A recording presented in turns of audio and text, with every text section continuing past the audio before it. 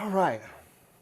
Welcome aboard to On Deck with Mike Stewart.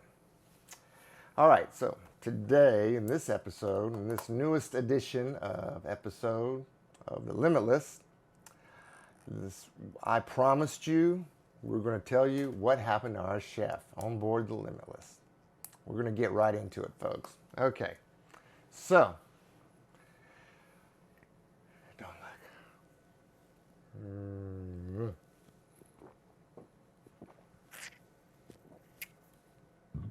excuse me.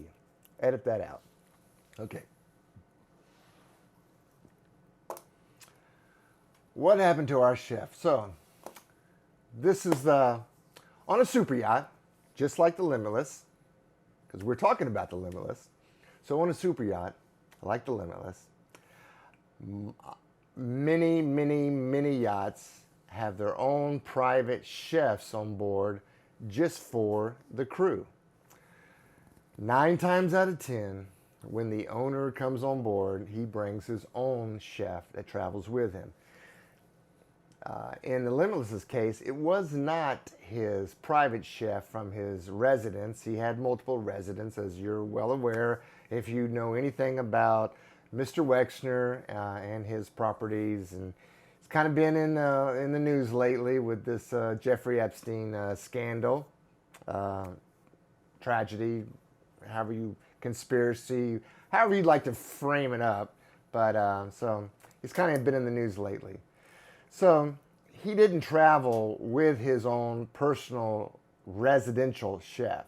He had a chef that only accompanied him when he went on the yacht, the Limitless. We'll get into his routine. We're going to get into his routine later on. Right now, we're just going to discuss the crew and some of what goes on in the crew galley and the crew chef. So, the Limitless crew, we had our own chef. So, he makes breakfast, lunch, and dinner. It's great. Feeds the crew wonderful. As you can imagine, you're living on board a 5-star luxury hotel. You're eating pretty good. He can buy whatever he wants. We could eat steak and lobster every night if you want to, but let me tell you what, you'd get tired of that quicker than you think. But he made wonderful, great, nutritious meals.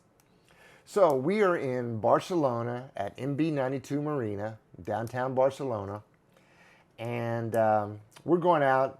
It's it's a normal Thursday, Friday. I believe it was a Thursday night.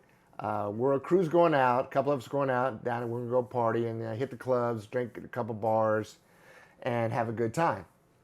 So it's about 2 a.m. We're wrapping it up. Me and a couple of the other crew guys. We're like, okay, we're calling it a night. We're heading on back. I mean, it takes about a half hour from this nightclub to walk back to the marina, and it's already 2, going on 3 o'clock in the morning.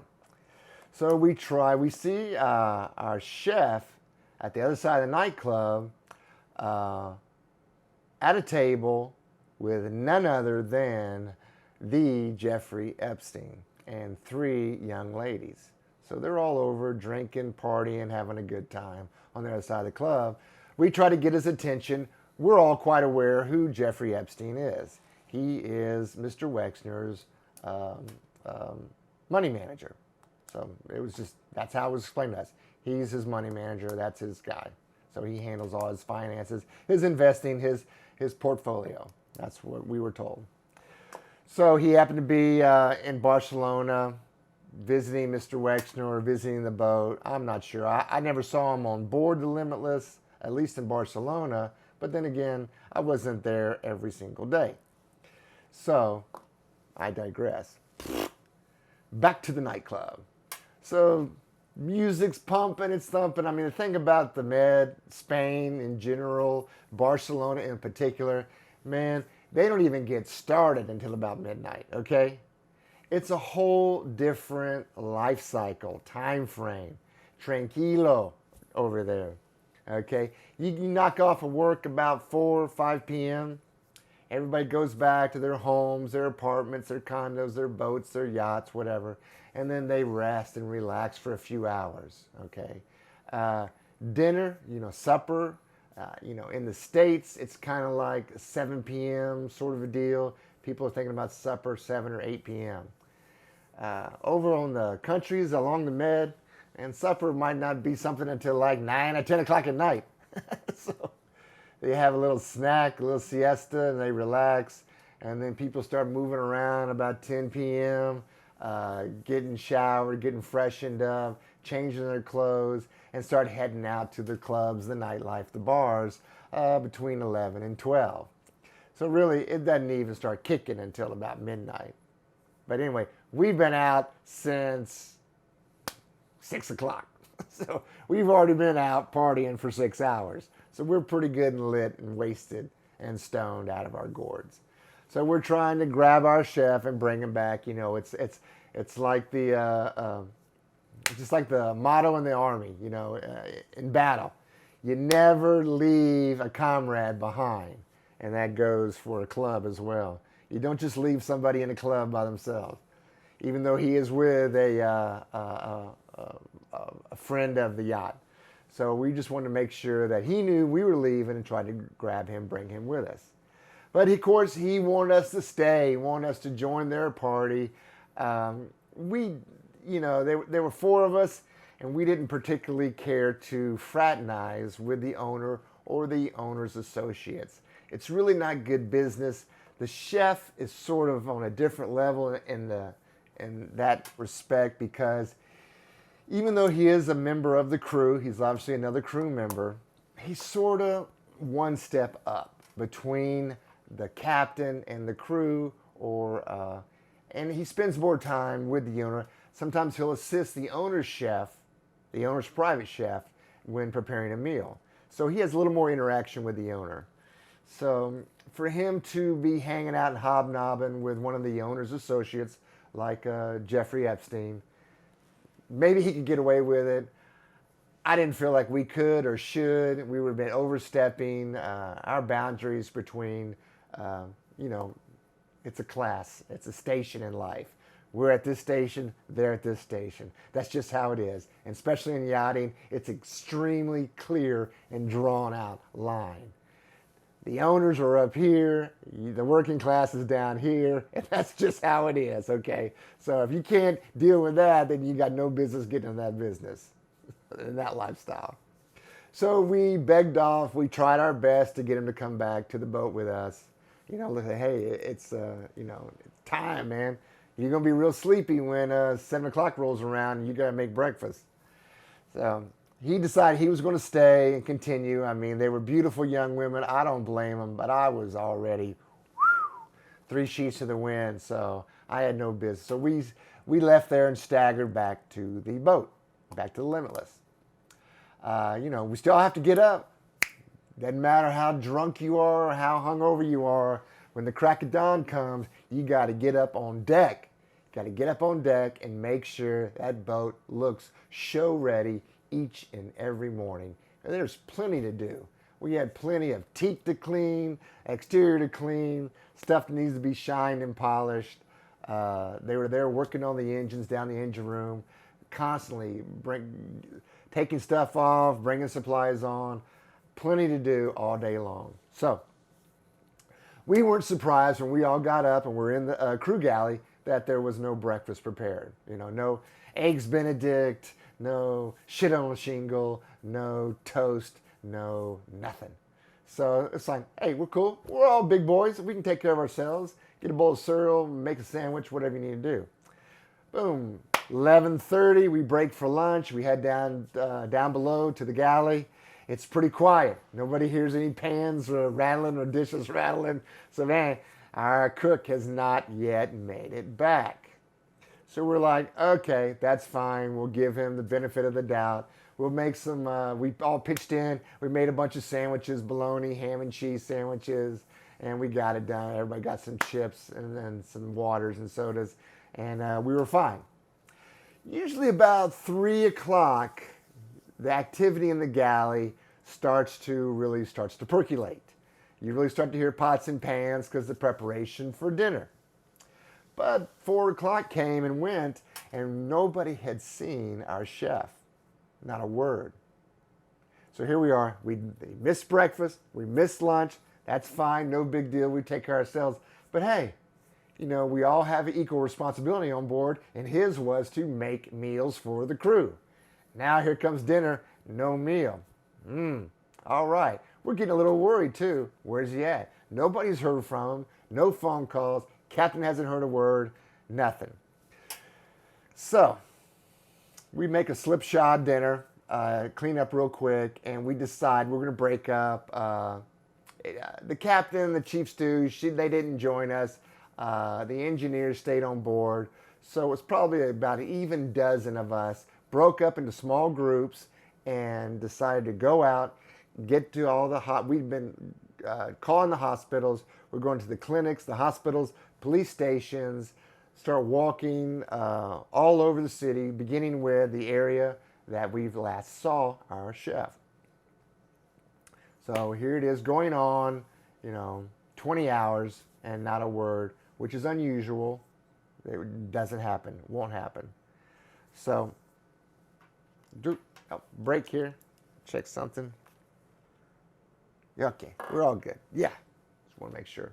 All right. So,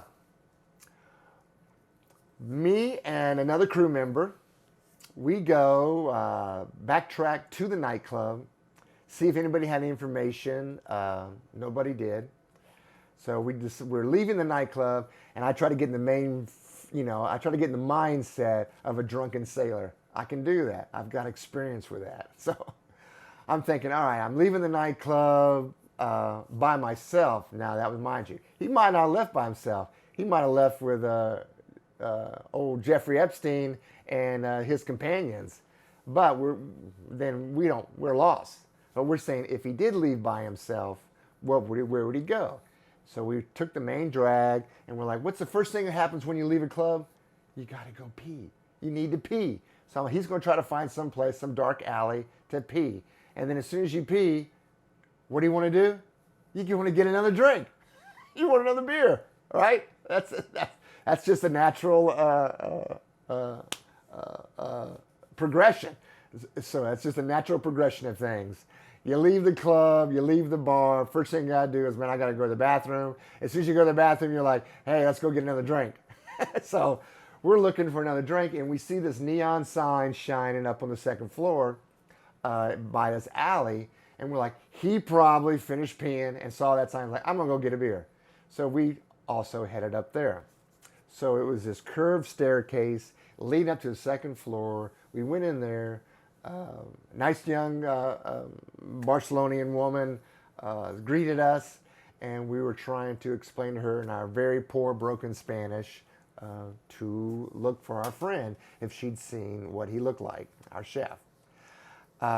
She was going to check, ask a couple people, but no, she didn't have any information. So we're looking around, and it's full of billiard tables. Not American pool. They had 2 American-style pool tables, but mostly European billiard-style tables. And other tables, other rooms for cards or dominoes. It was like a gentleman's club for real, for gambling. So we asked if we can get a couple of beers. So she's like, great. And we're walking around, and we're like, hey, is it okay if we play a game of pool? And she's like, okay. So we start playing pool, drinking beers. Now, we're like 3 beers into this thing, and we're like, man, now I got to use the bathroom. I got to go pee. So I'm looking around, and I see this little hallway in the back. Now, mind you, this place had separate rooms. There were probably about 20 guys, all older Spanish guys, big mustaches, mustache Pete looking, guys. No women, no girls in this place, just all guys. And so I go back in this hallway. There's chairs stacked up, old tables, mop bucket, mops, ringers, cleaning supplies. And then the hallway opens up into this huge room with this big cathedral dome ceiling and a big tile floor with a red tile, pink tile circle in it, and this really strong odor of bleach, like a really strong cleaning solution. And there's nothing in this room. It's a big freaking room. It's like, I mean, a big, huge cathedral dome, right? Huge room. There's some furniture pushed to the side, but probably 300 people could fit in this room, no problem. So I'm looking at it and the bleach is hitting me, the smell, and I'm like, wow, this is weird. I mean, what's this right here off this club? What's going on here? So anyway, boom, sure enough, there was a bathroom off to the side. So I go back outside. I go back into the pool hall and tell my friend, I said, man, you should go check that out. You got to go pee. Go check it out. It's back there to your left. But tell me what you think. So he comes back. He's like, what the hell? What's going on back there? So we're like, man, what is this place? So we leave. We've been there for over an hour now. And at our tab, we had like 6 beers. We played 3-4 games of pool. And it cost us like $6, $6-7, $10 for the tip. So we're like, we're coming back here. This is great. What a great value. So we leave there and we head on back to the boat. And we're thinking to ourselves, man, what is going on there? Is that big room with a big circle? I mean, we were thinking like death match or cockfights, right? Maybe cockfights, because the bleach, clean up the blood, make it all clean and sterile, right? Anyway, who knew? But we went back the next night. And we went back to look, and then when we looked, it was church, the hospitals, the morgues, the police stations. Day 2, we can't find the cook. Nobody's heard from. We've called everything, getting everybody involved. Day 3, still searching for the cook. We've hit everybody, walking up and down alleys. Maybe he's laying in the alley with his skull cracked, got mugged, got robbed. It can happen. We don't know. So finally, after 3 days, we get called in by the captain and said they've heard from the cook. He's with Mr. Epstein. He flew back to the States with Mr. Epstein on his jet. And he just didn't, he lost his phone, he said. He didn't have his phone. So anyway, he's fine. That we don't need to search for him anymore. Matter of fact, this is coming from the captain, he would appreciate it if we just don't talk about it anymore. He doesn't want to make a big deal out of it. The chef didn't want to make a big deal out of it. He's very embarrassed. He took some drugs. He was drunk. He blacked out. So he said Jeffrey didn't know what to do with him, so he just kept him with him, and they lowered him on board. I don't know. That sounds a little wanky to me, but that's what he said. But anyway, so our story was, no more talking about him. You don't need to discuss it any further. That's the word that came down from on high. So we're all like, bullshit. We spent like 3 days searching for this guy. We'll talk about him if we want to. You know what I mean? So we're like, whatever, man. We got the right to talk. We're going to all call him up and talk. Hey, man, where the hell you been? We've been out here looking for you, and you've been out here jet setting with the rich and famous. And, we're out here crawling all over Barcelona, every street and back corner or alleyway of Barcelona. Of course, me and Rob were going out and drinking cheap beer and playing pool at this gentleman's club. And every day, every night when we searched for him. Until that all came to an end. So, finally, I think we'd been there for about a week, and what problem was, Americans do this all the time. If it had just been me and the other crew member, we'd have been fine. We probably would have been fine. They probably would have allowed us to continue to come visit their private, because we found out that it was a private club, members only. And they were just sort of tolerating the curious Americans that had wandered, stumbled, because it's not on the main drag. It's off the beaten path, on the second floor from back of the alley. They were like, how did you even find this place? So when we started bringing other crew members, and we're like, man, you got to come check this place out. The beers they're like 75 cents a bottle. I mean, we can play pool all night long. It costs us like $10. It's great. So next thing you know, we brought one friend, one crew member, another crew member. Next thing you know, there's 4 or 5 of us. They had enough of that. They kindly, politely asked us to leave, explained to us what the situation was. and could no longer extend their hospitality to us. I hope they understood. They hoped we understood. And we did. I did. So that's what happened. That put into that. So again, you never know. You just never know what you're going to find out there. But get off the beaten path. Take a look around. You don't know what you're going to stumble across. But you know what? You know what we found out was going on in that big dome, cathedral dome room? We never did. But there was something going on. I'm telling you, there's something going on. That bleach, that big circle. They were using that for something, and I just had this feeling in my gut. It was, because there was some gambling going on up in that club. They were serious about their dominoes. Oh yeah. There was some money. They had chalkboards with names and numbers, and there was some money changing hands. So they were big-time gamblers in that private club. So I suspect that in that room there was something to do with gambling. So, excuse me.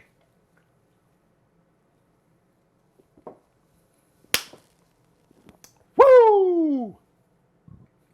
Cut that.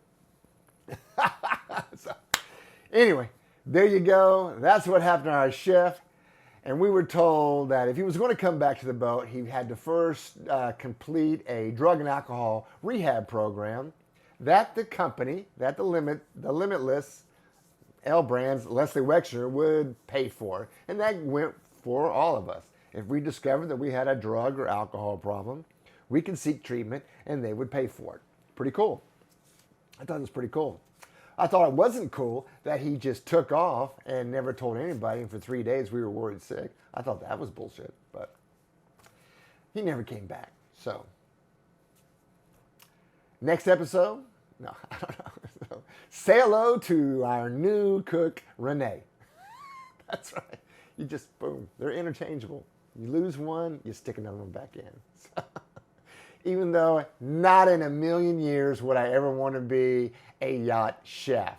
I can't think of a more unthankful, unappreciative job on a boat as being the chef. That is a hard gig, folks. I ain't gonna lie. I watched him work. I mean, just even for the crew, you got to please 18 people, 18 different tastes, 18 different diets. Can you imagine the pressure of being the owner's chef, of pleasing the owner and his family and guests? You know, you pick the wrong dessert. That's it. You're gone. So that's for a different story altogether. Excuse me. Cut that. We'll cut that out. So there you go. That's all I got to say on the subject. So kick your shoes off. Welcome aboard. If it's going to happen, it's going to happen out there. So let's get to it.